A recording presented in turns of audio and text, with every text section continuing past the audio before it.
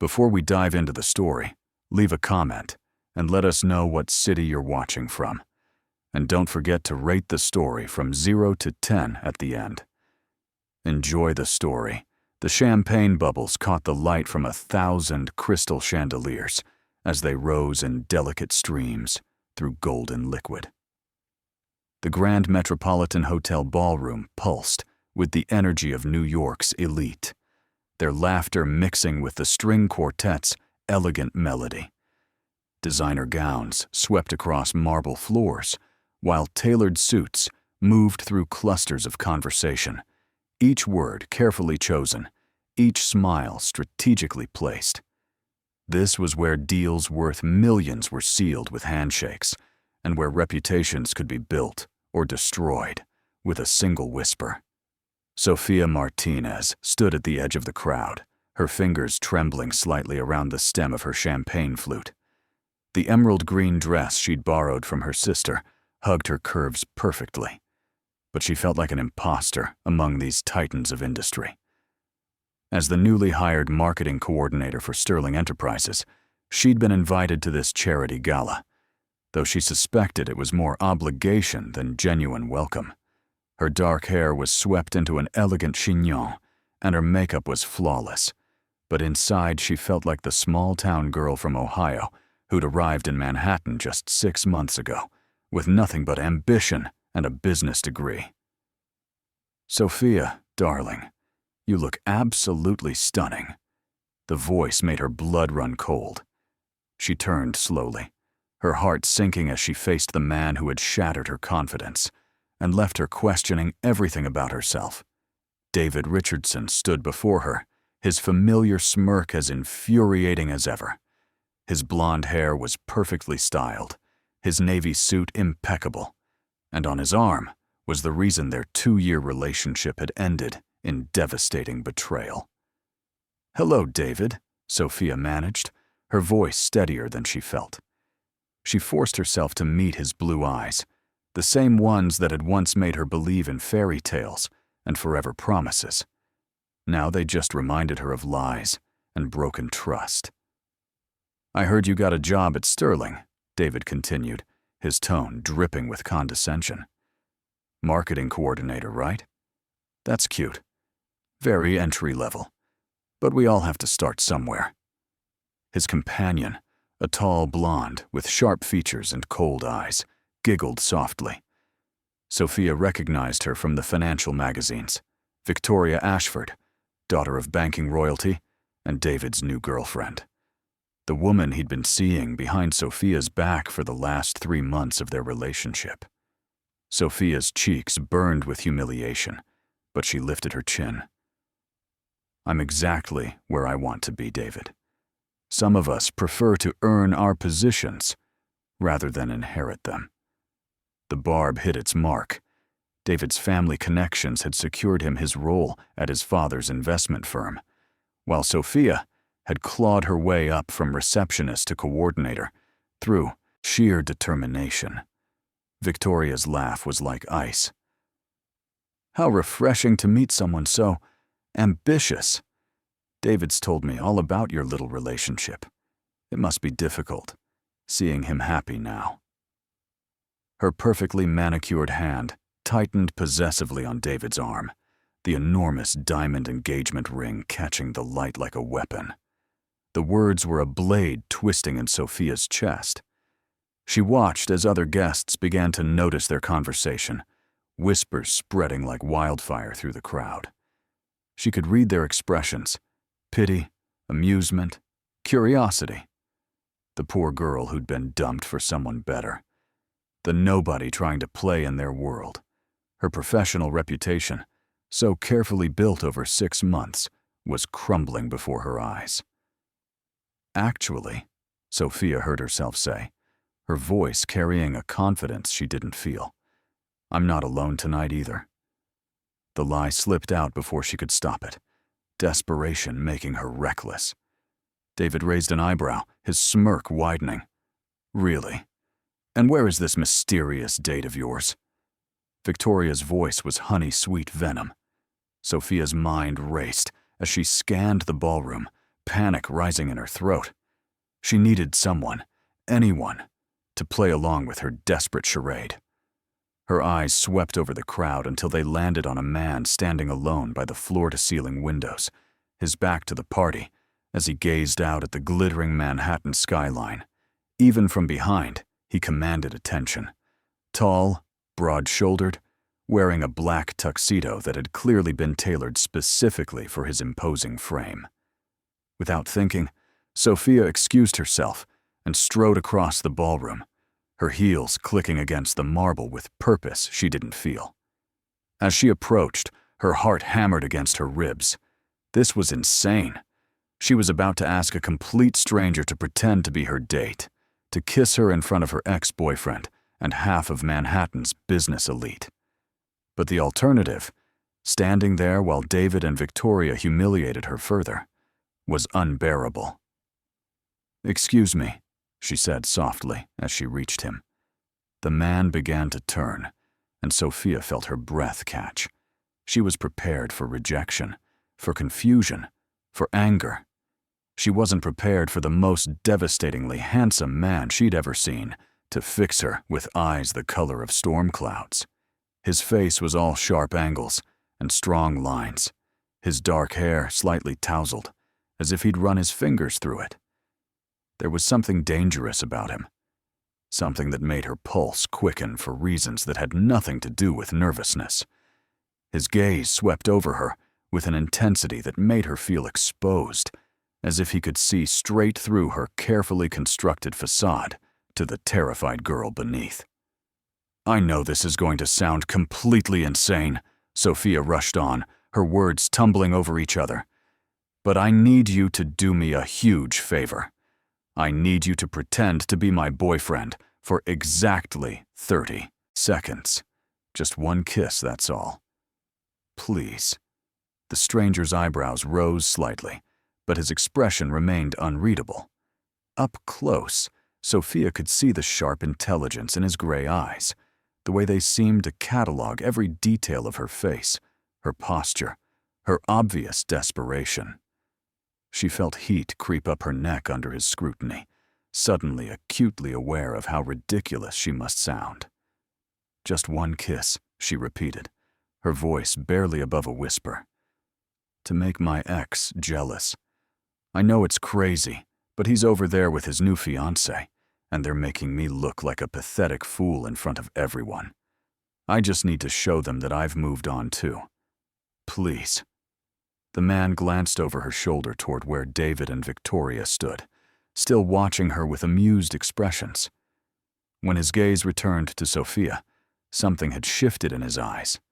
A flicker of understanding, perhaps even sympathy. He stepped closer, close enough that she could smell his cologne, something expensive and masculine that made her head spin. "What's your name?" His voice was deep, cultured, with the kind of authority that suggested he was accustomed to being obeyed without question. "Sophia," she breathed, suddenly finding it difficult to think clearly with him standing so close. "Sophia Martinez." "Well, Sophia Martinez," he said, his lips curving into the hint of a smile. "I suppose one kiss won't kill me." Before she could respond, his hand cupped her cheek with surprising gentleness, his thumb brushing across her skin in a touch that sent electricity racing through her veins. "Are you ready?" he murmured, his face inches from hers. Sophia could only nod, her heart pounding so loudly she was sure he could hear it. Then his lips were on hers, and the entire world seemed to disappear. The kiss was nothing like the desperate, clumsy fumbling she'd expected. It was slow, deliberate, devastating in its controlled passion. His lips moved against hers, with a skill that made her knees weak, one hand tangling in her hair, while the other settled at the small of her back, pulling her closer against his solid frame. Sophia found herself melting into him, her hands gripping the lapels of his tuxedo as she kissed him back with an intensity that shocked her. When they finally broke apart, Sophia was breathless, her lips tingling and her mind reeling. The stranger's eyes had darkened, and she could see her own surprise reflected in their depths. Whatever this was supposed to be, fake, temporary, meaningless, it hadn't felt like pretending. "Thank you," she whispered, her voice unsteady. Over his shoulder, she could see David's shocked face, Victoria's furious expression, and the curious stares of dozens of other guests. Mission accomplished, she supposed, though she felt oddly disconnected from her victory. "You're welcome," the stranger replied, his thumb still tracing her cheek. "Though I have to ask, do you make a habit of kissing strangers at charity galas?" Sophia laughed, the sound slightly hysterical. "This is actually a first for me. I'm not usually so." She gestured helplessly, searching for the right word. "Brave?" he suggested, and she could hear the amusement in his voice. "I was going to say desperate, but I like your word better." She stepped back reluctantly, immediately missing his warmth. "I should let you get back to your evening. Thank you again for saving me from complete humiliation." "Sophia." The way he said her name made her stomach flutter. "Would you like to have dinner with me tomorrow night? Somewhere we can talk without an audience." The invitation caught her completely off guard. Men like him, wealthy, sophisticated, devastatingly handsome, didn't ask out marketing coordinators from Ohio. Why would you want to have dinner with me?" His smile was enigmatic. "Let's just say you've piqued my curiosity. I'll pick you up at 7. Where do you live?" Sophia found herself giving him her address, still stunned by this turn of events. He pulled out his phone and entered the information with practiced efficiency, his fingers moving quickly over the screen. When he looked back up at her, his expression was unreadable once again. "I'll see you tomorrow, Sophia Martinez," he said, then turned and walked away, disappearing into the crowd with the fluid grace of a predator. Sophia watched him go, her mind spinning with questions. She didn't even know his name, yet she'd agreed to let him pick her up at her apartment. Either she was losing her mind, or she'd just had the most romantic encounter of her life with a complete stranger. The rest of the evening passed in a blur. David attempted to approach her several more times, but each time she managed to evade him, her confidence bolstered by the memory of strong arms and gentle hands. Victoria's glares could have melted steel, but Sophia found she didn't care. For the first time in months, she felt like she could breathe again. It wasn't until she was in the taxi heading home, the city lights blurring past her window, that the full weight of what had happened began to sink in. She'd kissed a stranger, agreed to a date with a man whose name she didn't know, and somehow felt more alive than she had since her relationship with David ended. Tomorrow couldn't come fast enough. Sophia spent the entire next day in a state of nervous anticipation that made concentrating on work nearly impossible. Every time her phone buzzed, her heart jumped, expecting a cancellation message that never came. By 5 o'clock, she was practically vibrating with anxiety as she stared at her reflection in the ladies' room mirror at Sterling Enterprises. "Get it together, Martinez," she muttered to herself, applying a fresh coat of lipstick with trembling fingers. "It's just dinner with a gorgeous stranger who kissed you senseless in front of half of Manhattan's elite. No pressure at all." She'd changed clothes 3 times that morning, before settling on a simple black dress that was professional enough for work, but elegant enough for whatever restaurant a man of his obvious wealth would choose. Her dark hair fell in loose waves past her shoulders, and she'd spent an embarrassing amount of time on her makeup, wanting to look effortlessly beautiful while knowing she was trying way too hard. The elevator to the lobby seemed to take forever, each floor feeling like an eternity. Sophia checked her watch. 6:58. She was cutting it close, but she'd rather meet him in the lobby than have him come upstairs to her tiny studio apartment. The contrast between their obvious social standings was already stark enough, without highlighting how different their living situations must be. As the elevator doors opened, Sophia stepped into the marble-floored lobby of Sterling Enterprises, her heels echoing in the vast space. The building was mostly empty at this hour, just a few security guards and cleaning staff going about their evening routines. She was so focused on smoothing down her dress and checking her appearance one last time that she almost missed the figure standing near the reception desk. When she looked up, her heart stopped completely. The stranger from the gala was there, but he wasn't alone. He was deep in conversation with Robert Sterling himself, the CEO and founder of Sterling Enterprises, her boss's boss's boss, the man who owned the company she worked for, whose signature was on her paychecks, whose business empire was worth billions. And they were talking like old friends, or perhaps like colleagues. Sophia felt the blood drain from her face as pieces of a horrifying puzzle began falling into place. The expensive tuxedo, the confidence, the way he'd commanded attention without even trying. The fact that he was here, in her building, talking to Robert Sterling like he belonged. As if sensing her presence, both men turned toward her. Robert Sterling smiled, his weathered face creasing with what looked suspiciously like amusement. "Ah, perfect timing. Sophia, I'd like you to meet someone. This is Alexander Sterling, my son and the new Chief Operating Officer of Sterling Enterprises. He'll be taking over day-to-day operations while I transition toward retirement." The world tilted sideways. Alexander Sterling. Not just any wealthy stranger, but the heir to the Sterling fortune. The man who would essentially be running the company where she worked.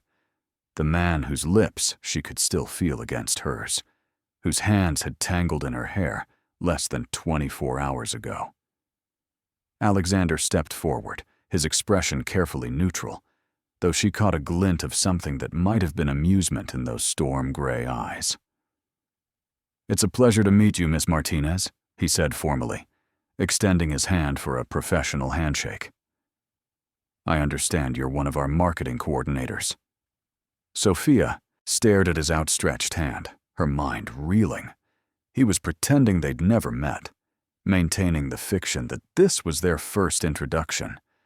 She should be grateful for his discretion, she knew, but instead, she felt like the world's biggest fool.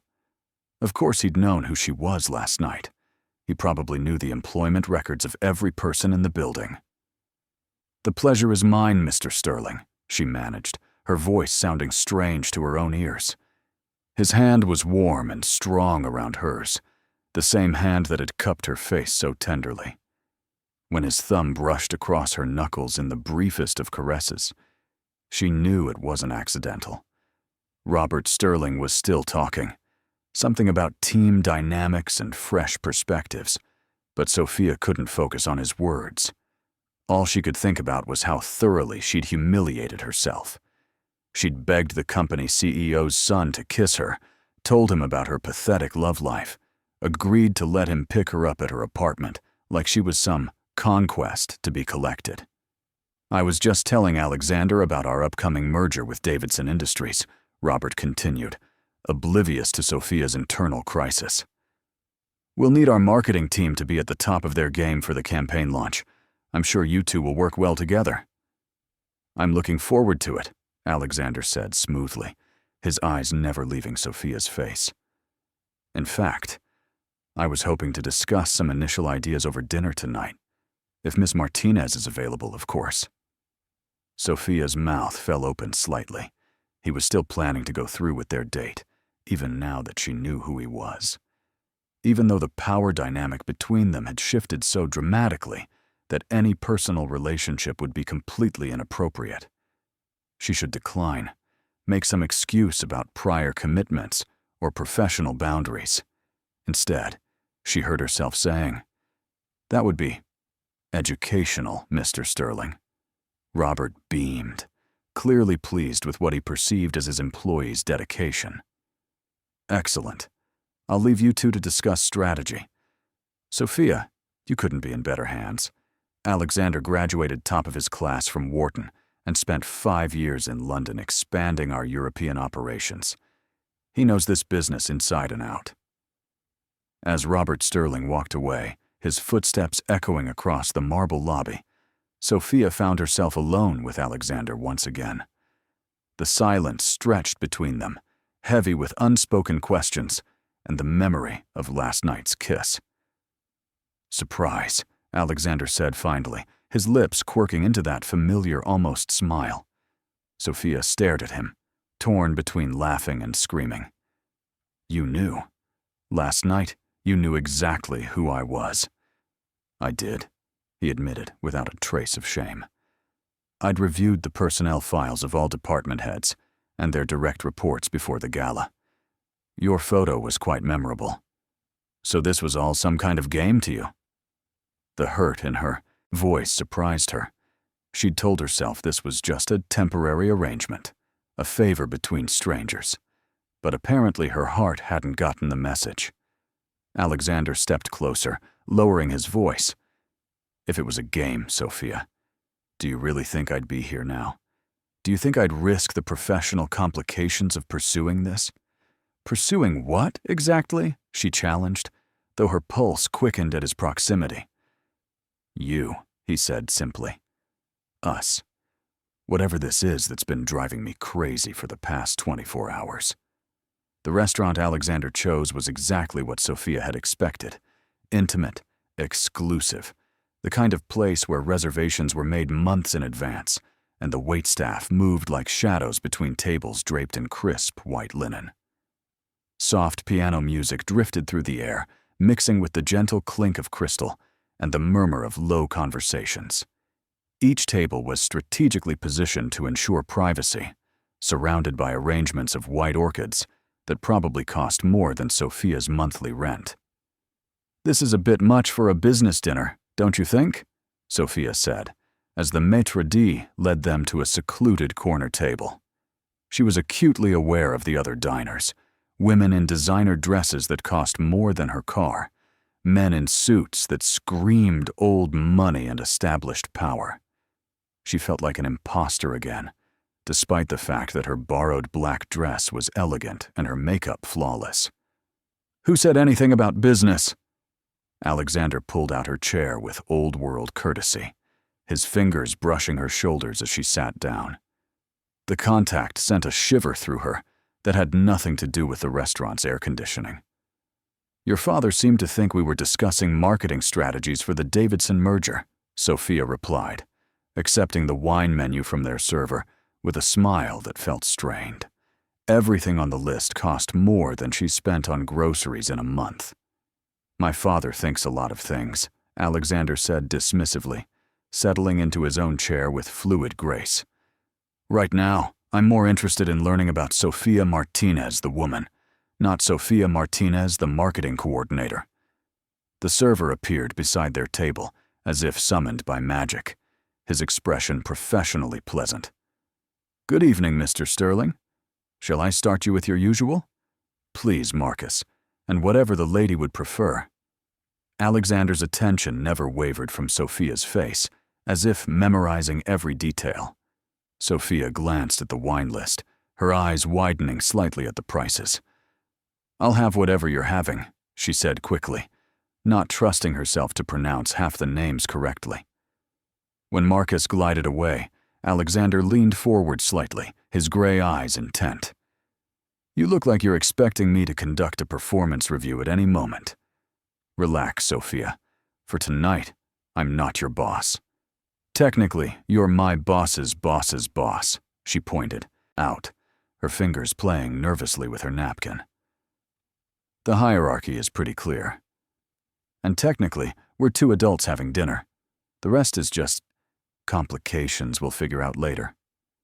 He paused as Marcus returned with a bottle that probably cost more than Sophia's monthly salary, going through the ritual of presenting the cork and pouring a small amount for Alexander to taste.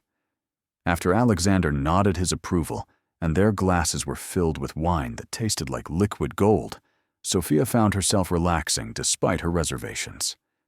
The alcohol helped, but it was more than that. Away from the office setting, Alexander seemed less intimidating, more like the man who had kissed her with such surprising gentleness the night before. "So," she said, taking another sip of wine, Is this how you usually conduct business? Fancy restaurants? Expensive wine? Mysterious dinner invitations? Alexander's lips curved into a genuine smile, the first she'd seen since the revelation in the lobby. Only with marketing coordinators who accost me at charity galas and demand kisses from complete strangers. Sophia felt heat creep up her neck. I didn't accost you. I made a polite request. Is that what we're calling it? His eyes danced with amusement. Because I distinctly remember the word begging being involved. You're never going to let me live that down, are you? Sophia groaned, covering her face with her hands. This is exactly why office relationships are a terrible idea. You know all my most embarrassing moments. Just the one, actually, Alexander said gently, reaching across the table to pull her hands away from her face. And for what it's worth, I found your desperation rather charming. Most people in your position would have either fled the scene or stood there and taken whatever your ex-boyfriend dished out. You chose to fight back. His thumb traced across her knuckles, the same gesture he'd made in the lobby, and Sophia felt her breath catch. Fighting back seems to be a theme in my life lately. It's not always the smart choice. Smart is overrated, Alexander said, his voice dropping to that low, intimate tone that made her stomach flutter. I've spent my entire life making smart choices, following the path laid out for me, meeting everyone's expectations. It's exhausting. Sophia studied his face, seeing something vulnerable beneath the confident exterior. Is that why you helped me last night? A moment of rebellion against your perfectly planned life? Partly, he admitted, but mostly because you looked like you were drowning, and I know what that feels like.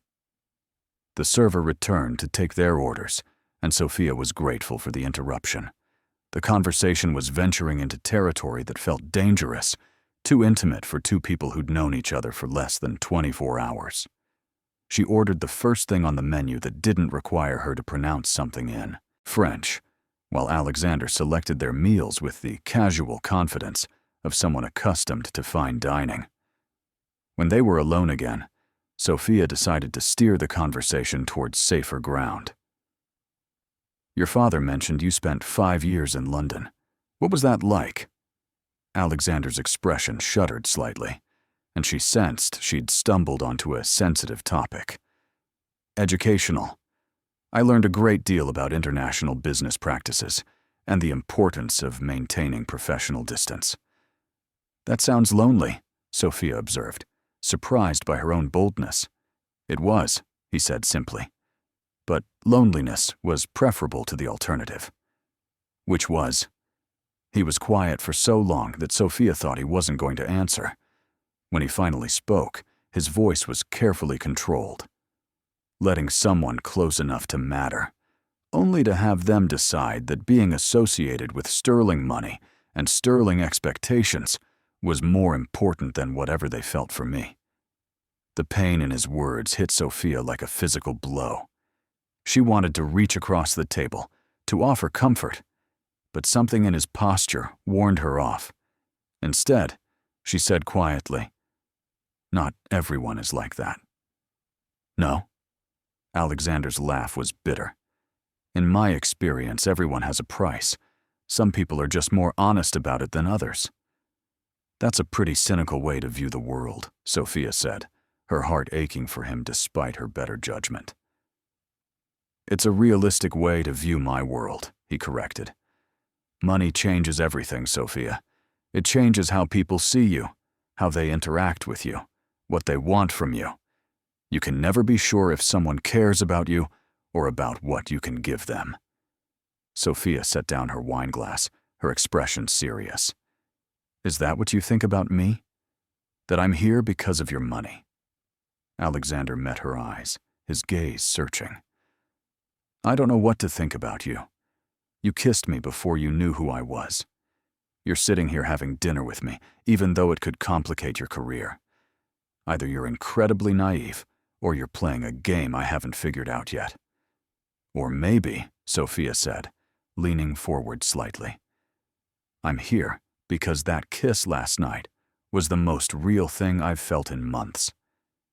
Maybe I'm here because when you look at me, I don't feel like the girl who wasn't good enough for David Richardson. Maybe I'm here because you make me want to be brave again." The silence that followed was charged with electricity. Alexander stared at her, as if seeing her for the first time, his gray eyes intense and unreadable. When he finally spoke, his voice was rough with emotion. "Sophia, you have no idea what you're getting into." "Then tell me," she challenged. "Help me understand." Their food arrived in a symphony of perfectly choreographed service, dishes that looked more like art than meals, each element precisely placed and garnished with ingredients Sophia couldn't identify. The conversation had grown heavier, weighted with implications and unspoken truths that hung between them like a curtain waiting to be pulled aside. Alexander picked at his meal thoughtfully, his movements precise and controlled. Everything about him screamed discipline and restraint, from the way he cut his food to the measured cadence of his speech. But Sophia had felt the passion beneath that control when he'd kissed her, had seen glimpses of the man behind the corporate facade. "My mother died when I was 12, Alexander said suddenly, his voice quiet but steady. "Cancer. It was prolonged. Ugly. My father threw himself into work afterward, building the company into what it is today. I learned early that emotions were a luxury we couldn't afford." Sophia set down her fork, her appetite forgotten. "That must have been incredibly difficult." "It was necessary," he corrected, though something in his eyes suggested otherwise. "Sterling Enterprises employs over 10,000 people worldwide. Their livelihoods depend on clear thinking and sound business decisions, not emotional impulses." "And what about your livelihood?" Sophia asked gently. "What about what you need?" Alexander's laugh was short and humorless. "What I need is irrelevant. I was born into this life, groomed for this responsibility. There's no room for self-indulgence." "Is that what last night was?" Self-indulgence. The question slipped out before Sophia could stop it, tinged with more hurt than she'd intended to reveal. He looked up from his plate, his gray eyes locking onto hers, with an intensity that made her breath catch. "Last night was the first time in years I've done something purely because I wanted to. Consequences be damned." "And now? What about tonight?" "Tonight is—" He paused, seeming to struggle with the words. "Tonight is me trying to convince myself that this isn't as complicated as I know it is." Sophia felt a flutter of hope mixed with frustration. "It doesn't have to be complicated. We're both adults. We're attracted to each other. Why can't it be that simple?" "Because nothing is simple when you're a sterling," Alexander said, his voice carrying a weight of resignation that made Sophia's heart ache. "Because every relationship I've ever had has eventually become about what I can provide rather than who I am. Because you work for my company, and that creates a power dynamic that could destroy your career if this goes wrong." "What if it doesn't go wrong?" Sophia countered, surprised by her own boldness. "What if it goes right?" Alexander stared at her for a long moment, his expression unreadable. When he spoke, his voice was barely above a whisper. "I haven't allowed myself to hope for right in a very long time." The vulnerability in his admission hit Sophia like a physical blow. She reached across the table, covering his hand with hers. His skin was warm, his fingers strong, and she felt the slight tremor that ran through him at her touch.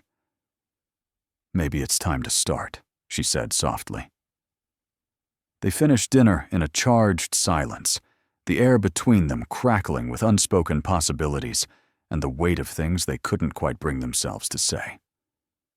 Alexander paid the check with the casual efficiency of someone accustomed to handling such details, and soon they were standing outside the restaurant in the cool evening air. "I should take you home," Alexander said, though his voice lacked conviction. "You should," Sophia agreed, making no move toward the sleek black car waiting at the curb. They stood there for a moment, the city bustling around them in all its late-evening energy. Taxi horns honked in the distance. People laughed as they spilled out of bars and restaurants. And somewhere, a street musician played saxophone with soulful intensity. But Sophia was aware only of the man beside her, of the tension radiating from his tall frame, and the way his jaw clenched, as if he were fighting some internal battle. "Sophia," he said finally, turning to face her, "if we do this, if we pursue whatever this is between us, there's no going back. Once we cross that line, everything changes." "Everything's already changed," she replied, stepping closer to him. "The moment you kissed me last night, everything changed. We can pretend it didn't happen. We can maintain professional distance and act like strangers. But we'll both know. Every meeting, every elevator ride, every time we're in the same room, we'll remember what this feels like." Alexander's hand came up to cup her cheek, his thumb tracing the line of her jaw with devastating gentleness. "You're right," he admitted. "I've been thinking about nothing else for 24 hours. The way you felt in my arms, the sound you made when I kissed you, the way you looked at me afterward like I'd just given you the world." Sophia's breath hitched at his words, at the heat she could see building in his gray eyes. "Then stop fighting it," she whispered. "Stop thinking about all the reasons this is impossible and just be with me." The kiss, when it came, was nothing like the controlled performance of the night before. This was raw, desperate, fueled by 24 hours of tension and want, and the knowledge that they were stepping over a line they could never uncross. Alexander's hands tangled in her hair, pulling her closer as she melted against him, her fingers gripping the lapels of his jacket, like an anchor in a storm. When they finally broke apart, both breathing hard, Alexander rested his forehead against hers. "My apartment is 6 blocks away," he said, his voice rough with desire. Sophia's heart hammered against her ribs as she considered the implications of what he was offering. Going home with him would change everything between them, would make this real in a way that couldn't be taken back. She thought about the smart thing to do, the safe thing, the professional thing. Then she thought about the way he'd looked when he'd talked about his mother, about loneliness and emotional distance, and a life lived entirely for other people's expectations. She thought about her own loneliness, about David's betrayal and her determination to be brave again. "Then stop talking and take me there," she said. The smile that spread across Alexander's face was like sunrise after the longest night, transforming his features from coldly handsome to absolutely devastating. He caught her hand in his, intertwining their fingers as he led her toward the waiting car. "Just so we're clear," he said, as they settled into the leather seats, "I have no intention of being a gentleman tonight." Sophia felt heat pool in her stomach at his words, at the promise in his voice. "Good," she replied, surprising herself with her boldness.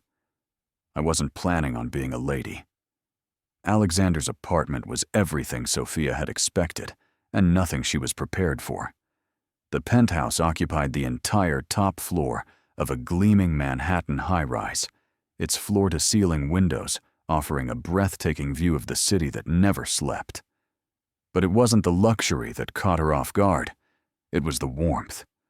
Where she'd expected cold minimalism and sterile perfection, she found rich textures and comfortable furniture arranged in a way that invited relaxation. Books lined custom shelves, their worn spines suggesting they were actually read rather than merely decorative. A grand piano occupied one corner, sheet music scattered across its surface as if someone had been playing recently. Original artwork graced the walls, not the kind bought for investment purposes, but pieces chosen for their emotional impact. "This isn't what I expected," Sophia said, running her fingers along the smooth surface of a marble sculpture that sat on the coffee table. "What did you expect?" Alexander asked, shrugging out of his jacket and hanging it carefully in a closet that probably cost more than most people's cars. Something colder. More corporate. She moved toward the windows, drawn by the spectacular view. The city sprawled below them like a glittering jewel, all lights and movement and endless possibility. "I have an office for corporate," Alexander said, moving to stand behind her. His hands settled on her shoulders, and she could feel the heat of his body even through the fabric of her dress. "This is home, the only place where I get to be just Alexander, not Alexander Sterling, heir to an empire."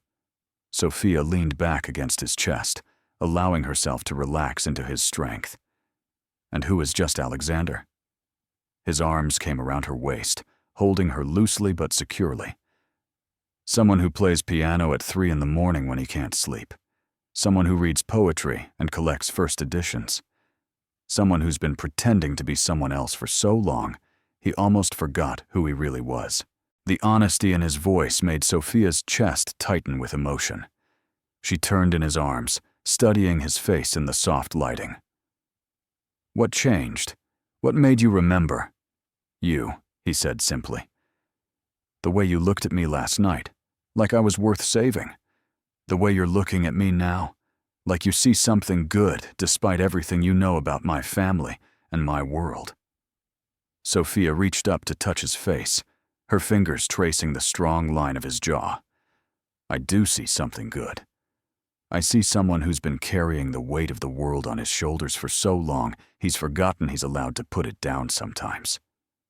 Alexander caught her hand, pressing it flat against his cheek. "I don't know how to put it down, Sophia. I don't know how to be anything other than what I've always been." "Then let me show you," she whispered, standing on her tiptoes to brush her lips against his. The kiss started gentle, exploratory, but quickly deepened as weeks of loneliness and months of careful control crumbled between them. Alexander's hands roamed her back, finding the zipper of her dress and slowly, deliberately, drawing it down. The fabric pooled at her feet like black water, leaving her standing before him in nothing but lace and moonlight. "You're beautiful," he breathed, his voice rough with reverence and desire. Sophia felt heat bloom under his gaze, but for the first time in months, she didn't feel self-conscious or inadequate. The way Alexander looked at her, like she was precious, like she was perfect exactly as she was, made her feel powerful in a way she'd never experienced. Her fingers worked at the buttons of his shirt, revealing the broad chest and defined muscles beneath.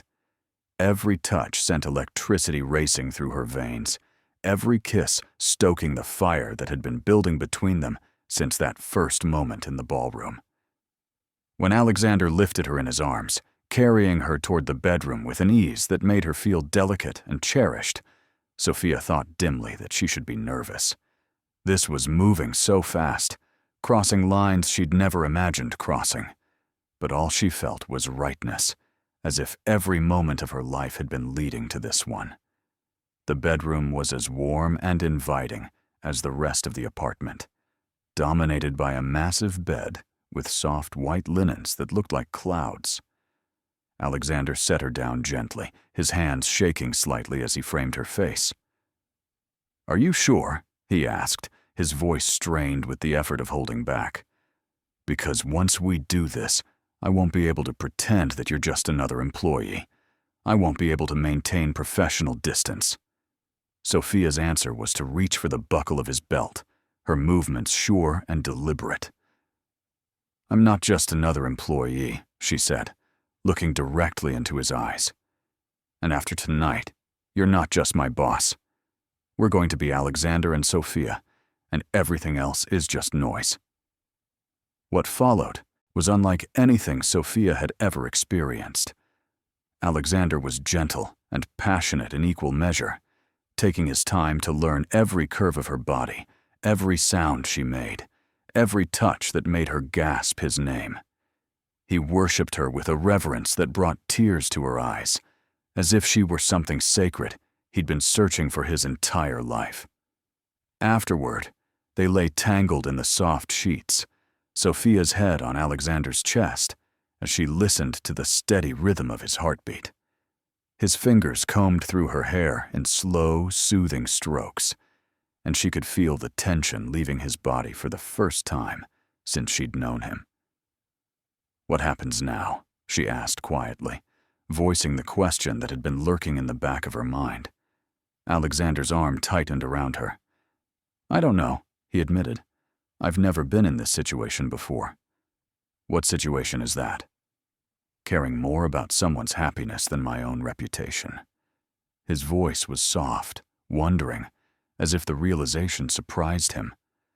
"Wanting to protect someone from my world instead of using them to enhance my position in it." Sophia propped herself up on her elbow, looking down at him. In the dim light filtering through the windows, his face looked younger, more vulnerable than she'd ever seen it. "Your world isn't all bad, Alexander. You have the power to do incredible things, to help people, to make a difference." "Power corrupts," he said with a bitter smile. "I've seen what it does to people, what it's done to my family. My father used to be different before my mother died. He used to laugh, used to dream about things beyond profit margins and market share. Now," he shrugged helplessly. "Now you're afraid you'll become him," Sophia finished gently. "I'm afraid I already have."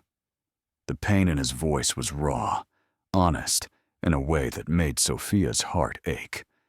She leaned down to kiss him, pouring all her tenderness into the contact. "You haven't," she whispered against his lips. "The man who helped a stranger last night, who brought me here tonight, who just made love to me like I was the most precious thing in the world. That man is nothing like the cold corporate executive you think you have to be." Alexander's eyes searched hers in the darkness. "How can you be so sure?" "Because I felt it," Sophia said simply. "When you kissed me, when you touched me, when you told me about your mother. That was real. That was you, not some performance or facade. You can't fake that kind of genuine emotion." For a long moment, they simply looked at each other, the weight of new intimacy and impossible circumstances settling between them like a blanket. Finally, Alexander pulled her down for another kiss, this one soft and sweet and full of promise. "Stay," he whispered against her lips. "Please. I know it's complicated. I know there will be consequences. But just for tonight, stay with me." Sophia's answer was to settle more, comfortably against his side, her arm draping across his chest possessively. "I'm not going anywhere," she promised, and meant it with every fiber of her being. Sophia woke to the smell of coffee and the unfamiliar sensation of Egyptian cotton sheets against her skin. For a moment, she was disoriented, her mind struggling to reconcile the luxurious surroundings with her usual tiny studio apartment. Then memory flooded back, the dinner, the conversation, the way Alexander had looked at her like she was something precious and rare. Sunlight streamed through the floor-to-ceiling windows, casting geometric patterns across the hardwood floors. She could hear movement in the kitchen, the soft clink of dishes, and the low murmur of Alexander's voice as he apparently conducted business, even at 7 in the morning. Sophia smiled, pulling on the silk robe she found draped across a nearby chair. It was obviously his, hanging loose on her smaller frame, but it smelled like him, sandalwood, and something indefinably masculine that made her stomach flutter with remembered intimacy. She padded barefoot toward the kitchen, pausing in the doorway to watch Alexander as he moved with fluid efficiency between counters. He'd changed into jeans and a white button-down shirt, the sleeves rolled up to reveal strong forearms. His hair was slightly mussed, and there was an ease to his movements that she'd never seen in the corporate environment. This was the man he'd told her about.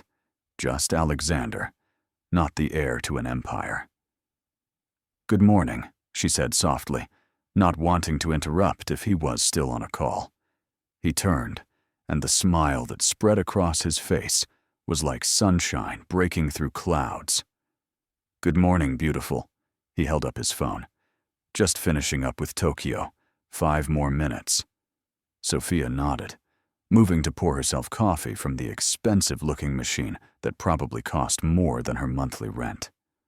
The kitchen was as perfectly appointed as the rest of the apartment. Granite countertops, stainless steel appliances, and a view that made her breath catch every time she looked at it. "Yes, I understand the concerns," Alexander was saying into his phone, his voice taking on that crisp, authoritative tone she recognized from the office. "But the projections are solid, and the market timing is optimal. We move forward as planned." A pause. "Because I said so, Martin. Trust me on this one." He ended the call and immediately moved toward Sophia, his hand settling on her waist as he pulled her close. "Sorry about that. Crisis in the Tokyo office that apparently couldn't wait until business hours." "Part of the job?" Sophia asked, acutely aware of how natural it felt to be held by him, how right it seemed to be standing in his kitchen in his robe, like this was something they did every morning. "Part of the burden," Alexander corrected, pressing a kiss to her temple. "But let's not talk about work. How did you sleep?" "Better than I have in months," Sophia admitted, then felt heat creep up her neck as she realized the implications of her words. "I mean, I know what you mean," Alexander said gently, his thumb tracing along her jawline. "I slept better too. First time in years I didn't wake up at 3 a.m. running through contingency plans and profit projections." The tenderness in his voice made Sophia's chest tighten with emotion.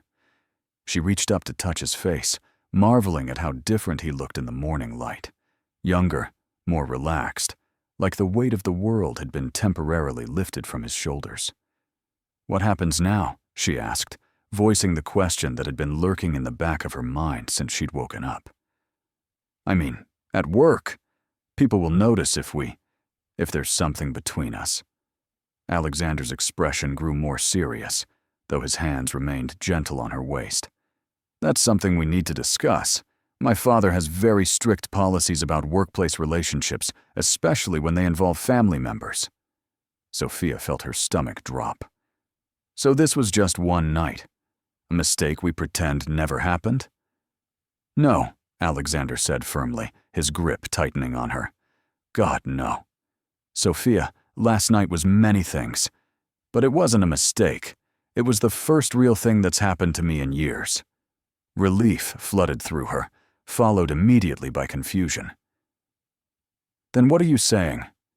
Alexander was quiet for a long moment, his gray eyes distant, as he seemed to weigh options and consequences. When he spoke, his voice was careful, measured. "I'm saying that we'll need to be discreet, at least until I can figure out how to handle the corporate politics and family expectations." "Discreet," Sophia repeated, trying to keep the disappointment out of her voice. "Like a secret. Like a private matter that doesn't need to become public knowledge until we're ready," Alexander corrected. "Sophia, you have to understand. The moment this becomes known, everything changes. There will be rumors about favoritism, questions about your qualifications, suggestions that you're only with me for professional advancement." The words hit Sophia like a slap, bringing back every insecurity David had ever made her feel about her worth and her place in the world. "And you think those rumors might be true?" "Of course not," Alexander said quickly, his hands cupping her face. "But other people will think them, and that could destroy your reputation and your career. I won't let that happen to you." Sophia studied his face, seeing the genuine concern there, along with something that looked like fear. "What aren't you telling me, Alexander?" He sighed, his shoulders sagging slightly. "There have been others, Sophia. Other relationships that became public, that were twisted by the media and the gossip mill until they became something ugly and sensational. I won't put you through that. Others, Sophia said carefully. You mean other women you've dated? I mean other women who thought they could handle being involved with a Sterling, who believed they were strong enough to withstand the scrutiny and the pressure. His voice was flat, emotionless. They were all wrong. Every single one of them was destroyed by it in the end. The pain in his words was carefully hidden, but Sophia could hear it anyway. She thought about what he'd told her the night before, about people having a price, about never being sure if someone cared about him or what he could give them. Now she understood where that cynicism came from. I'm not them, she said, quietly but firmly. I'm not some socialite looking for a meal ticket or a status symbol.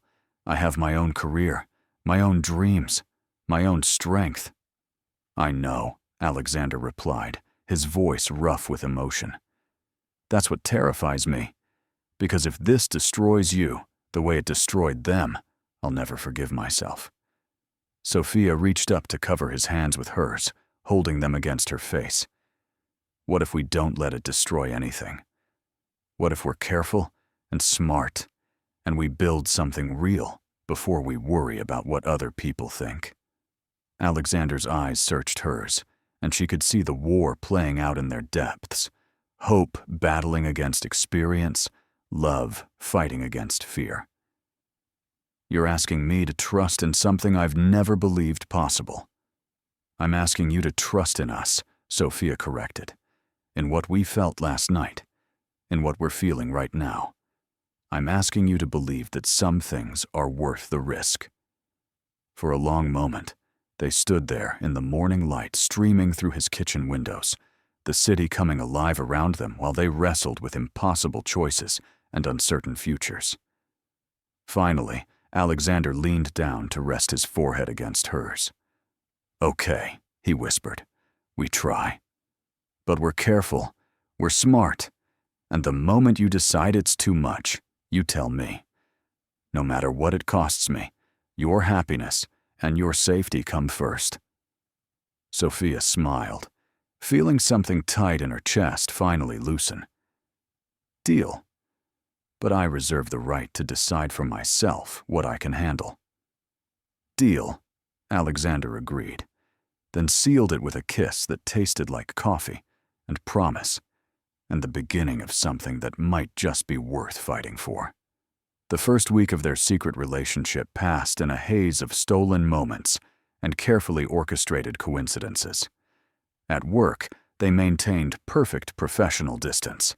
Sophia called him Mr. Sterling in meetings. He addressed her as Miss Martinez in emails, and they never so much as brushed fingers when passing documents. But behind closed doors, away from the curious eyes of colleagues and the ever-present threat of gossip, they discovered each other with the intensity of people making up for lost time. Alexander would text her from his office 3 floors above hers, simple messages that made her pulse quicken. Conference room B is empty for the next hour. Meet me in the parking garage, level 3. My apartment, 8 p.m. I'll cook. Each stolen moment felt like a small rebellion against the constraints of their circumstances, a victory over the forces that wanted to keep them apart. But it was harder than Sophia had anticipated, this elaborate dance of deception. She found herself constantly aware of her expressions, her body language, the way she looked at Alexander during staff meetings. When he spoke, she had to resist the urge to smile at the sound of his voice, to remember the way he'd whispered her name in the darkness of his bedroom. When he passed her in the hallway, she had to suppress the memory of his hands on her skin, the taste of his kisses, the way he made her feel like the most beautiful woman in the world. You're glowing, her colleague Jennifer observed over lunch on Friday afternoon. They were sitting in the small break room on the 15th floor, picking at salads, while the afternoon sun streamed through windows that offered a much less impressive view than Alexander's penthouse. I'm what? Sophia nearly choked on her water. Glowing, happy, different. Jennifer studied her with the sharp eyes of someone who'd spent 5 years in corporate communications. New moisturizer? Better sleep? Secret boyfriend? The last guess hit so close to home that Sophia felt heat creep up her neck. Just been getting more exercise lately, she said, which was technically true if you counted the cardiovascular workout Alexander provided on a nightly basis. Well, whatever it is, keep doing it. You look amazing. Jennifer leaned closer, lowering her voice conspiratorially. Speaking of amazing, have you seen the new COO, Alexander Sterling? I swear he gets better looking every time I see him. Those eyes. She fanned herself dramatically. Sophia forced herself to take another bite of salad, praying her expression remained neutral. He seems very professional. Professional, yes, but also mysterious. Rumor has it he's never been seriously involved with anyone. Can you imagine? All that money and power and devastating good looks, and he's apparently completely unattached. Jennifer sighed wistfully. What I wouldn't give for 5 minutes alone with him. He's our boss, Jennifer, Sophia reminded her, though the words felt strange coming out of her mouth. Technically several levels above us. That would be career suicide. Worth it, Jennifer said without hesitation. For one night with Alexander Sterling, I'd risk a lot more than my career. Sophia excused herself before she could say something that would give her away completely. She spent the rest of the afternoon trying to focus on market research reports and campaign strategies, but Jennifer's words echoed in her mind. How many other women in the building harbored fantasies about Alexander? How many saw him as she once had, an impossibly attractive, wealthy, powerful man who existed in a different stratosphere from ordinary mortals? The thought that she was now sharing his bed, that she'd seen him vulnerable and tender and achingly human, felt surreal. Sometimes she had to pinch herself to believe it was real, that she hadn't dreamed the whole impossible romance. Her phone buzzed with a text from Alexander. Bad day. Need to see you. Usual place, 20 minutes. The usual place was a small coffee shop 6 blocks from the Sterling building, anonymous enough that they could meet without attracting attention from colleagues. Sophia gathered her things and told her supervisor she had a dentist appointment, hating the lie, but knowing it was necessary. She found Alexander in a corner booth, his expression grim as he stared into a cup of coffee that had clearly gone cold. Even in his perfectly tailored suit, he looked exhausted, the weight of responsibility pressing down on his shoulders like a physical burden. What happened? Sophia asked, sliding into the seat across from him. Board meeting, Alexander said without looking up. 3 hours of my father's colleagues questioning every decision I've made since taking over as COO. Apparently, some of them think I'm too young, too inexperienced, too willing to take risks. Sophia reached across the table, covering his hand with hers. In public, it was dangerous, but she couldn't stand to see him hurting without offering comfort. What kind of risks? The Davidson merger, for one. They think I'm moving too fast, being too aggressive in the negotiations. Alexander's laugh was bitter. They want me to be more like my father, cautious, conservative, content to maintain the status quo rather than push for growth. But you disagree. I think they're dinosaurs who are afraid of change, Alexander said bluntly. The business world is evolving, and Sterling Enterprises needs to evolve with it or risk being left behind. But they see any deviation from my father's methods as a personal failing. Sophia squeezed his hand gently. Your father must support you, though. He chose you to be his successor. My father supports me because I'm a Sterling, not because he believes in my vision. Alexander finally looked up, his gray eyes shadowed with frustration. Sometimes I think he's just waiting for me to fail so he can justify bringing in an outsider to run the company. The pain in his voice made Sophia's chest ache. She could see how much the board's lack of confidence affected him, how deeply he internalized their criticism. Alexander, you're brilliant. Your London expansion was incredibly successful. Your market insights are always spot on, and your negotiation skills are legendary. They're lucky to have you." "Am I?" Alexander asked quietly. "Because most days I feel like I'm playing a role I was never meant for, trying to fill shoes that don't fit and never will." "Then maybe it's time to stop trying to fill someone else's shoes and start making your own path," Sophia suggested. "You don't have to be a carbon copy of your father. You can be the leader Sterling Enterprises needs for the future, not the past." Alexander stared at her for a long moment, something shifting in his expression. "How do you do that?" "Do what?" "Make everything seem clearer, simpler. Like the answers were there all along, just waiting for someone to point them out."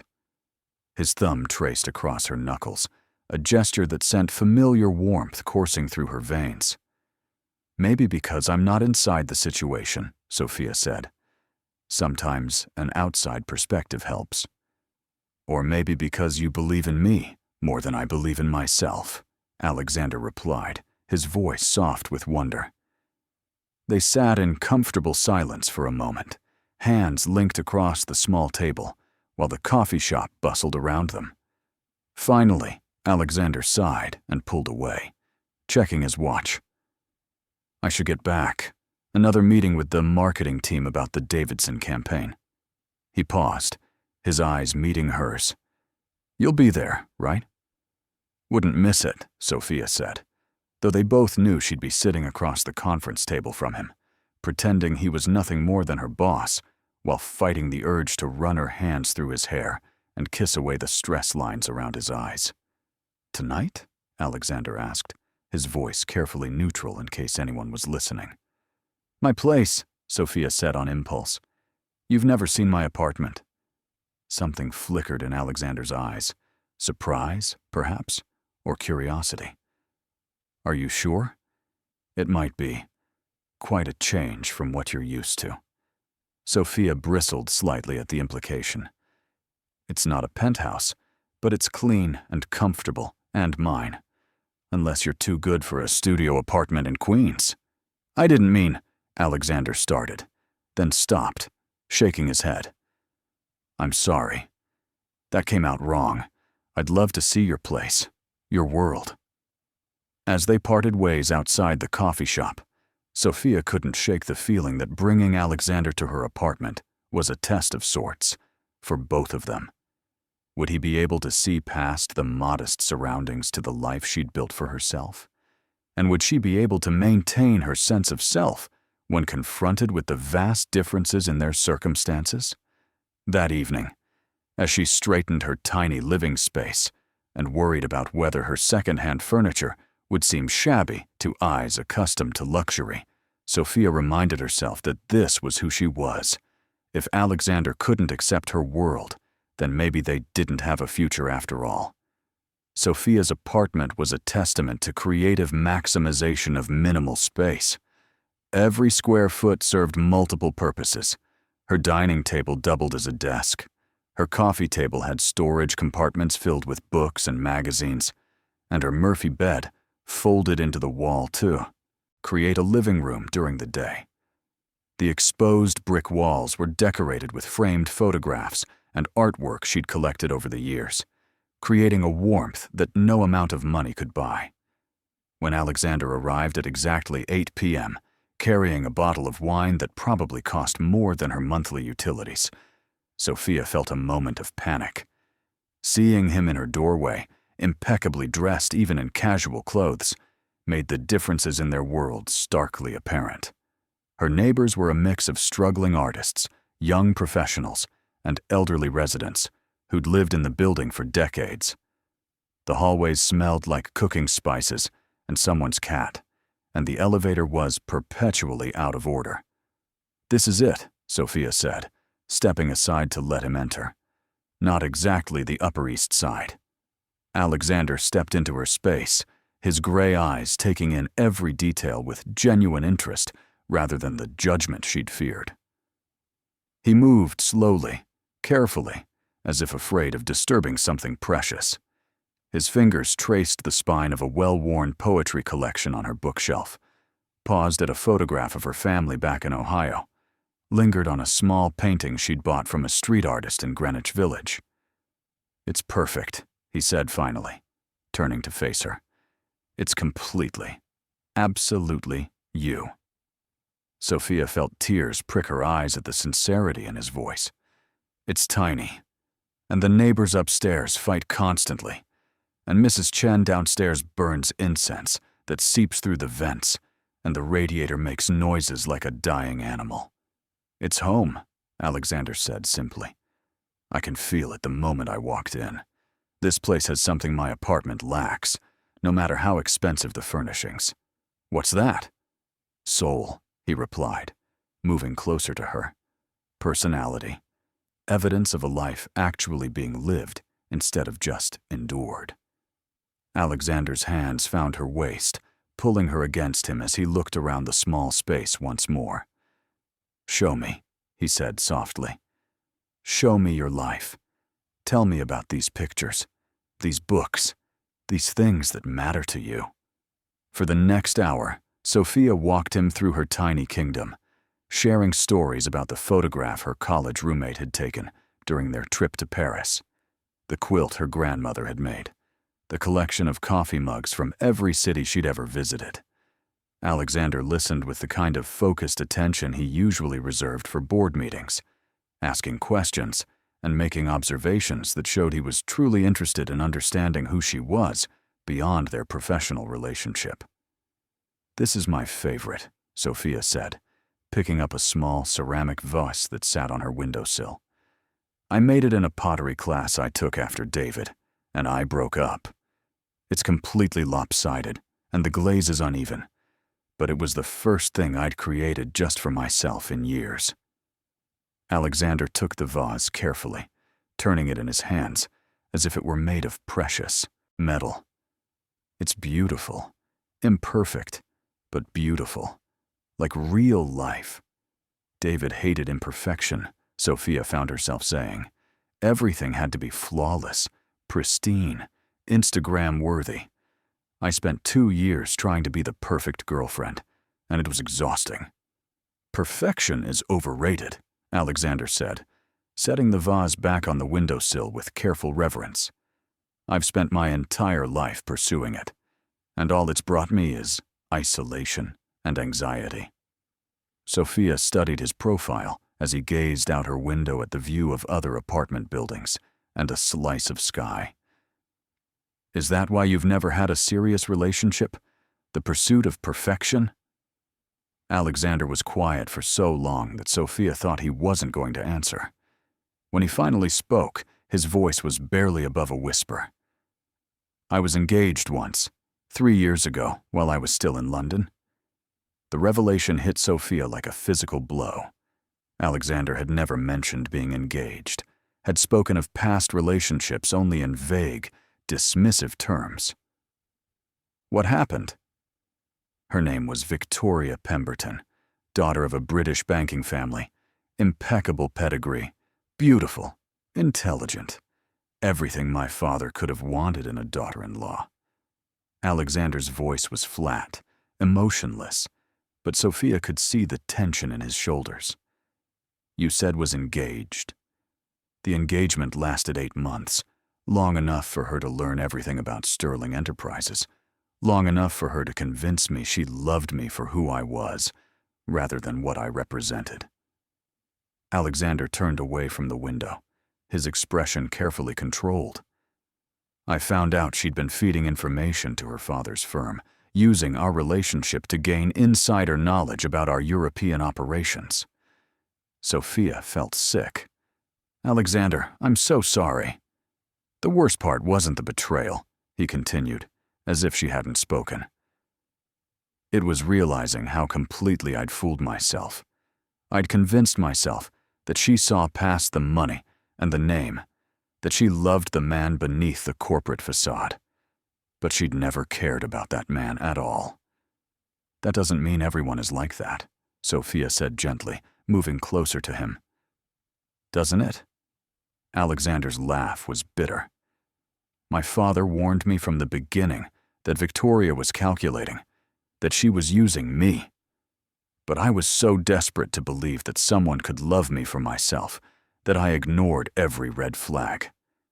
Sophia's heart ached for him, for the young man who'd opened his heart only to have it shattered by someone he'd trusted completely. Alexander, look at me. He met her eyes reluctantly, his gray gaze guarded and painful. I didn't know who you were when I asked you to kiss me, Sophia said firmly. I didn't know about Sterling Enterprises or your family's wealth or your position in the corporate hierarchy. All I knew was that you were kind enough to help a stranger who was desperate and foolish enough to beg for help from someone she'd never met. I know, Alexander said quietly. That's what terrifies me. Because if you're different, if what we have is real, then I'm not sure I could survive losing it. Sophia reached up to frame his face with her hands, forcing him to maintain eye contact. Then don't lose it. Don't sabotage what we have because you're afraid of what might happen. Trust me. Trust us. Trust that some things are worth the risk of getting hurt. Alexander's hands covered hers, his eyes searching her face, as if looking for signs of deception or hidden agendas. How can you be so sure? Because I've been hurt too, Sophia said simply. Because I know what it feels like to have someone you love betray your trust and make you question your own worth. And I know the difference between someone who sees you as a prize to be won and someone who sees you as a person to be cherished. The kiss that followed was desperate, hungry, filled with months of loneliness and the fragile hope that maybe, just maybe, they'd found something worth fighting for. Alexander's hands tangled in her hair as he pressed her back against the brick wall, his mouth moving against hers with a passion that made her knees weak. Stay, Sophia whispered against his lips. Stay here tonight, in my world, in my bed that folds into the wall and my kitchen that's barely big enough for one person. Just be Alexander, not Alexander Sterling. Yes, he breathed, his forehead resting against hers. God, yes. Later, as they lay tangled together in her narrow bed, the city lights filtering through her thin curtains, Alexander traced patterns on her bare shoulder with gentle fingers. Thank you, he said softly. For what? For showing me what home feels like, he replied. For reminding me that the best things in life can't be bought or inherited or acquired through corporate mergers. Sophia smiled, pressing a kiss to his chest. Just remember that tomorrow, when you're back in your glass tower, making million-dollar decisions. I will, Alexander promised, his arms tightening around her. I'll remember this. Remember you. Remember that there's a life waiting for me outside the boardroom if I'm brave enough to reach for it. The morning brought unexpected complications in the form of Sophia's upstairs neighbor, Mrs. Rodriguez, whose grandson had apparently spent the night crying with an ear infection. Alexander woke to the sound of footsteps pacing overhead, and a woman's voice murmuring soothing Spanish lullabies through the thin ceiling. Welcome to apartment living, Sophia said apologetically, noting Alexander's slightly startled expression as he gradually became aware of their surroundings in the harsh light of day. Her studio looked even smaller, with his imposing frame taking up space, his expensive clothes draped over her second-hand chair, looking as out of place as a Monet in a college dorm room. It's charming, Alexander said, though he had to duck slightly to avoid hitting his head on the low-hanging light fixture as he made his way to the tiny bathroom. Sophia busied herself making coffee in her miniature kitchen, trying not to think about how different this morning routine was from their usual encounters in his penthouse. Here, there was no room service breakfast, no marble countertops, no view of Manhattan's skyline, just instant coffee and toast made in a toaster oven that had seen better days. Sophia, Alexander called from the bathroom, his voice carefully neutral. "Your shower." "Only has enough hot water for about 5 minutes," she finished, feeling heat creep up her neck. "I should have warned you. One of the many charms of a pre-war building with ancient plumbing." When Alexander emerged, his hair still damp from what had clearly been a very brief shower, Sophia felt a ridiculous urge to apologize for her entire life. This was exactly what she'd been afraid of, that seeing how she lived would highlight the vast differences between their worlds. "I need to stop by my apartment before work," Alexander said, accepting the cup of coffee she offered with a grateful smile. "Change clothes, check messages." "Of course," Sophia said, though something in his tone made her stomach twist with anxiety. Was he already regretting last night? Already realizing that slumming it in Queens wasn't as romantic as it had seemed in the darkness? They rode the subway together toward Manhattan, sitting carefully apart like strangers, while the train lurched and swayed through tunnels that seemed increasingly grimy compared to Alexander's usual town car service. Sophia watched him surreptitiously, noting how he handled the aggressive commuters and homeless man asking for change with the same composed dignity he brought to board meetings. "This is my stop," Alexander said as they pulled into his station. He stood, then hesitated, looking down at her with an expression she couldn't read. "Sophia." "I know," she said quickly, not wanting to hear whatever careful explanation he was about to give for why last night had been a mistake. "We'll pretend nothing happened. Back to being professional." "I understand." Alexander's jaw tightened. "That's not what I was going to say." But the train doors were already opening, and the press of commuters made it impossible to continue the conversation. Alexander disappeared into the crowd, leaving Sophia alone with her doubts and the sinking feeling that she'd pushed too hard, too fast. At work, she threw herself into the Davidson Industries campaign with renewed focus, determined to prove that she was more than just a pretty face or a momentary distraction for the company's heir. The merger details were complex, requiring careful coordination between multiple departments and extensive market research. It was exactly the kind of challenge Sophia thrived on, the kind of project that could advance her career if she handled it correctly. She was deep in financial projections when Jennifer knocked on her cubicle wall, her expression puzzled. "Sophia, there's a delivery for you at reception." Confused, Sophia made her way to the front desk, where a massive arrangement of white orchids waited, the same flowers that had decorated Alexander's penthouse. The card was signed simply A, with a message that made her heart skip. "Thank you for showing me what real beauty looks like." "Secret admirer?" Jennifer asked, her eyes bright with curiosity. "Something like that," Sophia murmured, burying her face in the fragrant blooms to hide her smile. Her phone buzzed with a text from Alexander. "Dinner tonight. My place. I want to cook for you properly this time." Sophia stared at the message, relief flooding through her. Maybe she'd misread his morning mood. Maybe the subway ride and tiny shower hadn't changed anything after all. The rest of the day passed in a blur of meetings and presentations, but Sophia found her attention constantly drifting to thoughts of Alexander. She remembered the way he'd looked at her apartment, not with judgment, but with genuine interest. The way he'd listened to her stories about her grandmother's quilt and her pottery class mishap. The way he'd held her in her narrow bed as if she were something precious. When 6 o'clock arrived, Sophia practically ran to the elevator, her heart pounding with anticipation. She'd learned to love Alexander in his polished, powerful persona, but last night she'd glimpsed the man beneath the corporate facade. Tonight, she hoped to discover more of that hidden self. Alexander's apartment felt different when she arrived, warmer somehow, more welcoming. The formal perfection seemed less intimidating, more like a beautiful backdrop for the man she was falling in love with, rather than a shrine to wealth and status. "How was your day?" Alexander asked, greeting her with a kiss that tasted like wine and promises. Productive. Yours? Enlightening, he said with a small smile.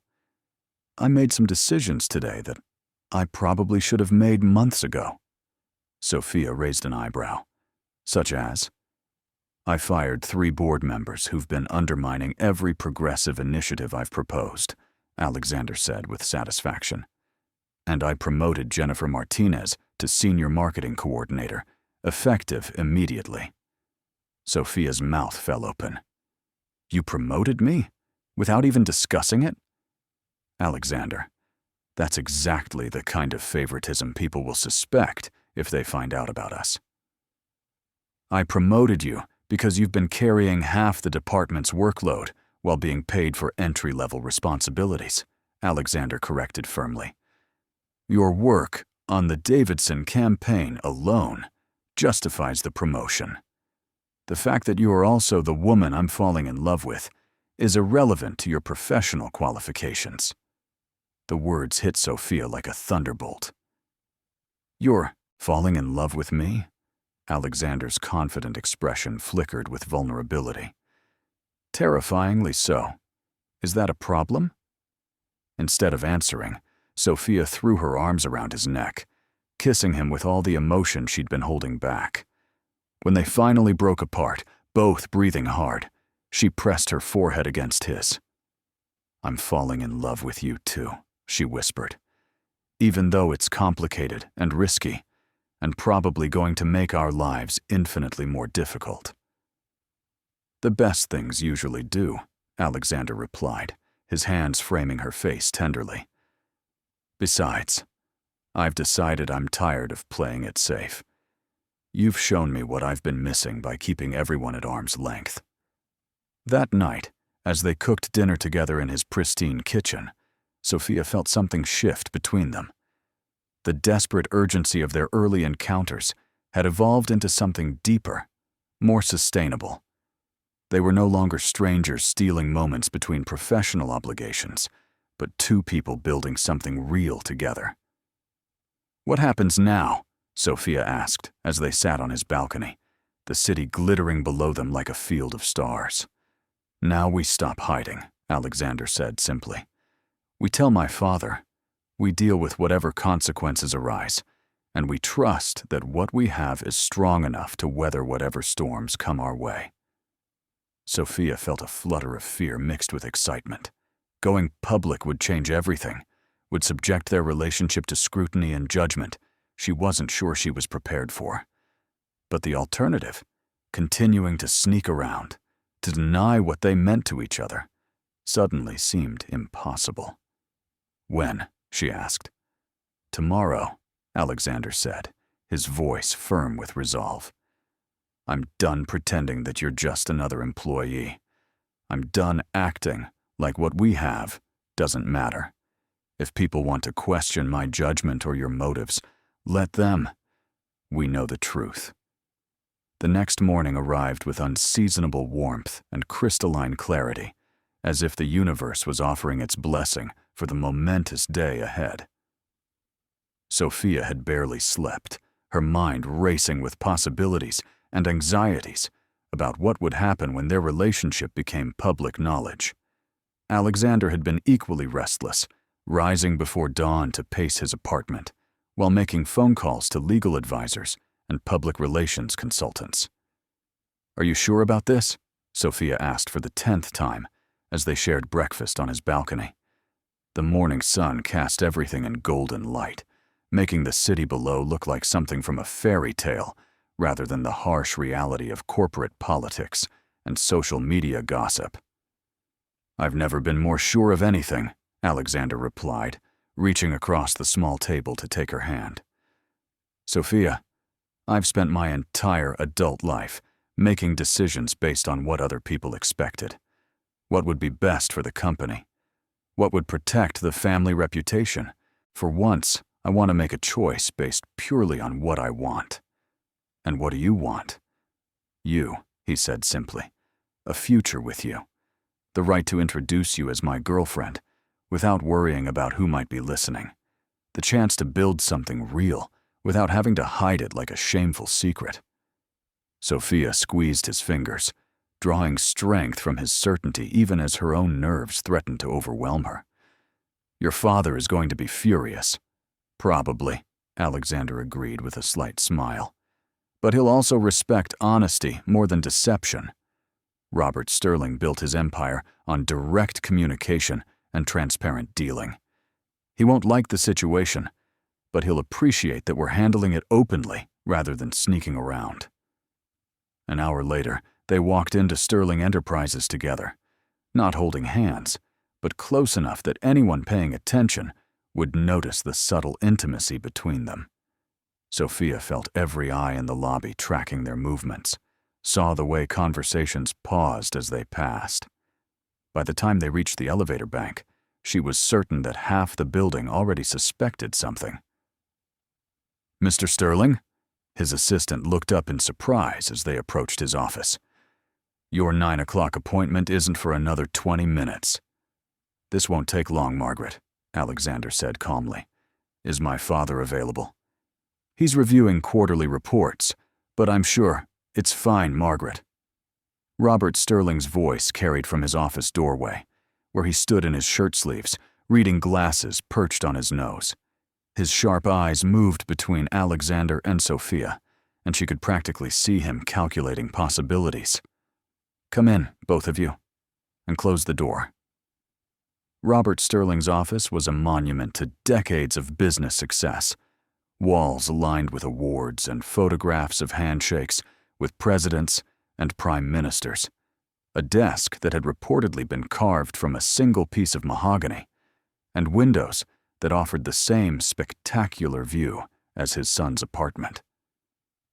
But where Alexander's space felt warm and lived in, Robert's office was all business, every element chosen to convey power and authority.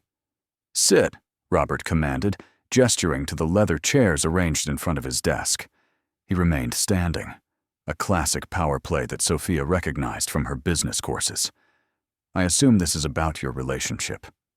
Alexander straightened in his chair, his expression calm but determined. Yes, sir. Sophia and I have been seeing each other for several weeks. I wanted you to hear it from us before the rumors start flying. Rumors are already flying, Robert said dryly. Did you really think you could keep a secret in a building full of ambitious people who make their living reading between the lines? Sophia felt heat creep up her neck, but forced herself to meet Robert's penetrating stare. We tried to be discreet, Mr. Sterling. We never intended. Discretion is admirable, Miss Martinez, but ultimately futile in our world. Robert moved to stand behind his desk, his fingers drumming against the mahogany surface. The question now is how we handle the situation moving forward. There's nothing to handle, Alexander said firmly. We're two adults in a consensual relationship. Sophia's work speaks for itself. Her recent promotion was based entirely on merit and performance. Our personal feelings don't change her professional qualifications, don't they? Robert's voice was sharp. Alexander, you've been groomed since childhood to take over this company.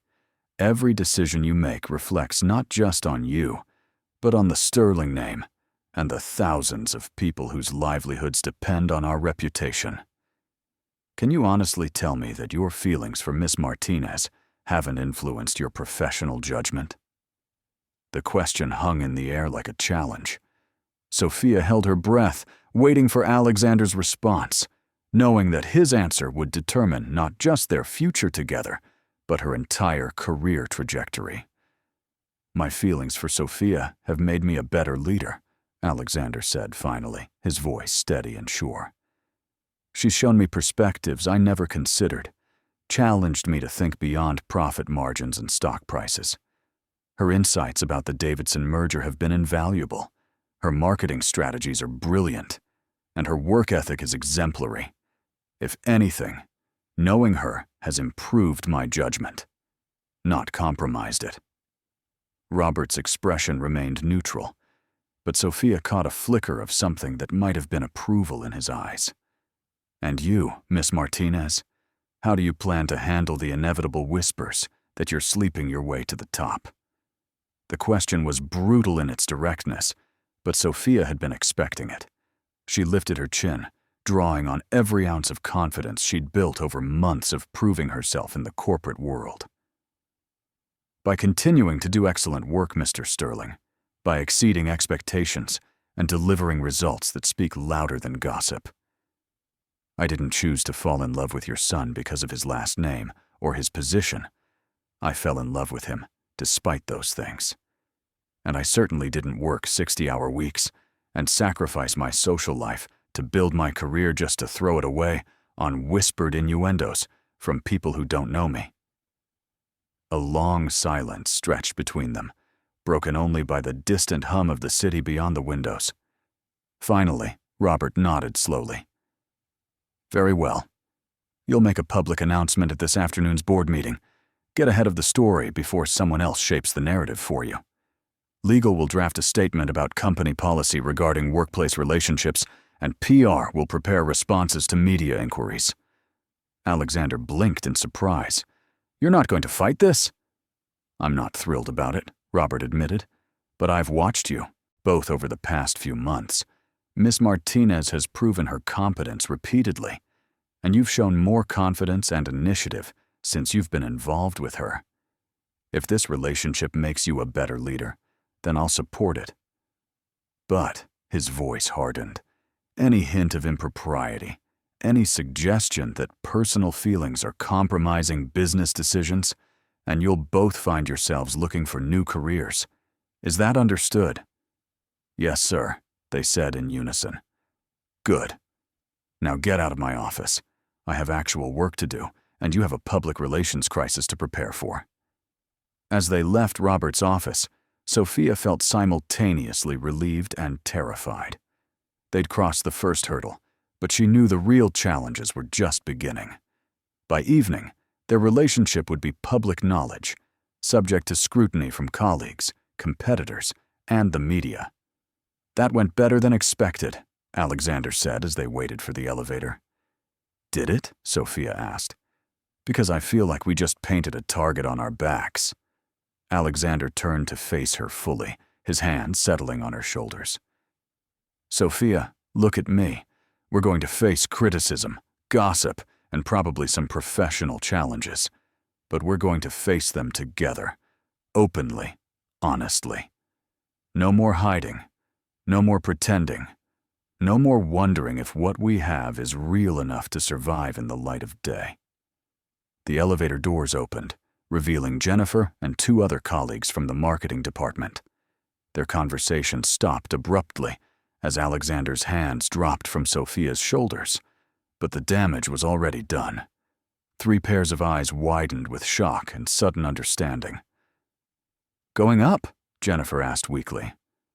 Actually, Alexander said, his voice carrying clearly in the small space. We're exactly where we need to be. As the elevator doors closed on their colleagues' stunned faces, Sophia knew there was no going back. For better or worse, their secret was about to become very public indeed.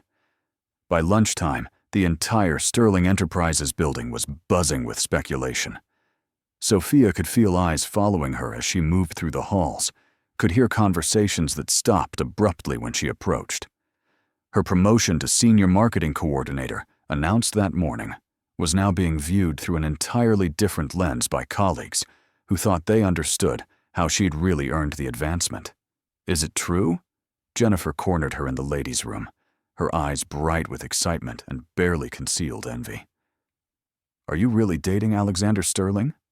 Sophia met her friend's gaze in the mirror, seeing her own reflection surrounded by the harsh fluorescent lighting that made everyone look tired and washed out.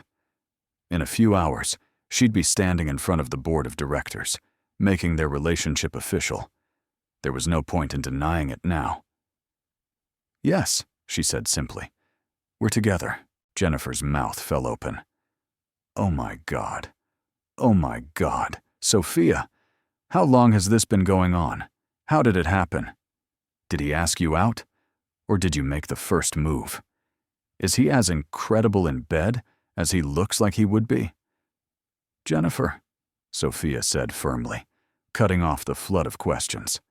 This isn't some office gossip situation. Alexander and I are in a serious relationship, and I'd appreciate it if you could treat it with some respect. Respect? Jennifer's voice rose an octave. Sophia, you're dating the heir to a billion-dollar empire. This is like something out of a romance novel. How can you expect me to treat it like just another relationship? The question hit at the heart of Sophia's fears. How could she maintain normalcy when nothing about her situation was normal? How could she preserve her friendships and professional relationships when everyone would now see her through the lens of her connection to Alexander? Because that's what it is, Sophia said quietly. Just another relationship between two people who care about each other. The fact that one of us happens to be wealthy doesn't change the fundamental emotions involved. Jennifer stared at her for a long moment, then shook her head. You're living in a fairy tale, and you don't even realize it. Do you have any idea how many women in this building would kill to be in your position? My position? Sophia turned away from the mirror to face Jennifer directly. You mean in love with someone whose every move is scrutinized by the media? Someone who can't go to dinner without worrying about photographers? Someone whose family wealth means that people will always question my motives for being with him? I mean in love with someone who can give you anything you've ever dreamed of, Jennifer shot back. Designer clothes, exotic vacations, a lifestyle most people can only fantasize about. Don't pretend there aren't benefits to dating Alexander Sterling. The conversation was interrupted by the arrival of two other colleagues, their expressions avid with curiosity. Sophia excused herself and fled to the relative sanctuary of her cubicle, but even there, she couldn't escape the weight of stares and whispered conversations. Her phone buzzed with a text from Alexander. How are you holding up? Feeling like a zoo animal, she typed back. It'll get easier. Coffee in my office in 10 minutes? Sophia hesitated. Going to Alexander's office would only fuel more speculation, but she desperately needed to see a friendly face. On my way. Alexander's assistant barely looked up as Sophia approached, but she could feel the woman's disapproval radiating like heat from a furnace. The door to Alexander's office was open, and she could see him standing by his windows, phone pressed to his ear as he spoke in rapid, clipped sentences. I don't care what the stock price does in the short term, Marcus. This is a personal matter, not a business decision. Yes, I understand the implications. No, I'm not changing my mind. He ended the call and turned as Sophia entered, his expression softening immediately. Crisis management, he explained, gesturing to the phone. Apparently, news of our relationship is already making waves in certain circles. Bad waves? Mixed waves, Alexander said diplomatically. Some people are concerned about potential conflicts of interest. Others are questioning whether this affects our negotiating position with Davidson Industries. And a few are placing bets on how long we'll last. Sophia sank into one of his leather chairs, suddenly feeling exhausted. This is insane. We've been together for a few weeks, and people are acting like we've announced our engagement. Alexander moved to stand behind her chair, his hands settling on her shoulders, in a gesture that was becoming familiar. In their world, any relationship involving a Sterling is potentially significant. When I was with Victoria, the engagement made international business news because it represented a merger between two banking families. And now? Now they're trying to figure out what strategic advantage I gain by being involved with a marketing coordinator from Ohio, Alexander said, his voice gentle but honest. They can't conceive of a relationship that isn't transactional in some way. Sophia leaned back against his touch, drawing comfort from his steady presence. What if they're right? What if I'm just a strategic move I don't even understand? Alexander's hand stilled on her shoulders. Sophia, look at me. She turned in the chair to meet his gray eyes, seeing her own uncertainty reflected in their depths. You are not a strategic move, he said firmly. You are not a business decision or a calculated risk, or a way to improve my public image. You are the woman who made me remember what it feels like to be human, instead of just a corporate machine. You are the person who showed me that there's more to life than profit margins and board meetings and maintaining the family legacy." His words settled something anxious in her chest, but the fear remained. What if this destroys everything we've both worked for? "Then we'll build something new," Alexander said without hesitation. "Together." "But Sophia, I refuse to give up the best thing that's ever happened to me because other people can't understand it." The board meeting that afternoon was exactly as grueling as Sophia had anticipated. Sitting beside Alexander at the polished conference table, facing 20 of the most powerful business leaders in New York, she felt like a defendant awaiting sentencing. The men and women around the table studied her with expressions ranging from curious to openly hostile, their questions pointed and designed to reveal any weakness or ulterior motive. "Miss Martinez," said Barbara Chen, the only other woman on the board, and, ironically, the most intimidating interrogator. "Your rapid promotion within the company has raised some eyebrows. Can you walk us through your qualifications for the senior coordinator position?" For the next hour, Sophia fielded questions about her education, her work history, her performance reviews, and her strategic vision for the Davidson Industries campaign. Alexander remained silent throughout most of the questioning, allowing her to defend herself, though she could feel his supportive presence like a steady anchor in turbulent waters.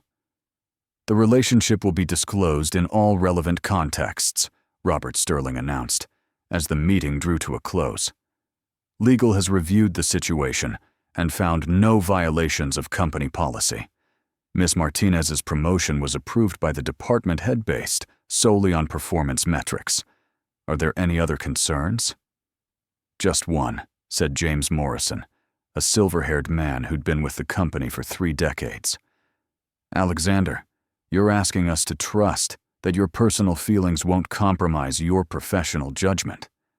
But feelings change, boy. What happens to Miss Martinez's career if this relationship ends badly?" The question hung in the air like a sword waiting to fall. Sophia felt her mouth go dry as she waited for Alexander's response, knowing that his answer would reveal how seriously he viewed their future together.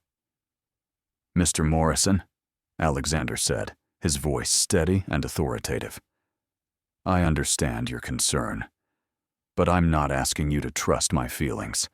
I'm asking you to trust my character and my commitment to this company. Sophia Martinez earned her position through exceptional work, and she'll keep it the same way, regardless of our personal relationship. Sterling Enterprises doesn't hire or fire based on romantic entanglements. We hire and fire based on results." The meeting ended with grudging acceptance rather than enthusiastic support, but Sophia felt oddly relieved as they left the boardroom. The worst was over. Their relationship was now official, documented, no longer a secret that could be used against them. "How do you feel?" Alexander asked as they walked toward the elevator. "Like I've just run a marathon," Sophia admitted. "But also like I can finally breathe normally for the first time in weeks." Alexander smiled, and for the first time since she'd known him, it was completely unguarded. "No more hiding. No more pretending. Just us, figuring out what comes next." As the elevator doors closed behind them, Sophia realized that despite the challenges ahead, despite the scrutiny and gossip and professional complications, she was exactly where she wanted to be, standing beside the man she loved, ready to face whatever the future held. Together. What did you think of their story? Share your thoughts in the comments. On a scale from 0 to 10, what's your rating? Subscribe to the channel and turn on notifications to follow all our stories, and check out more emotional stories by clicking on the end screen.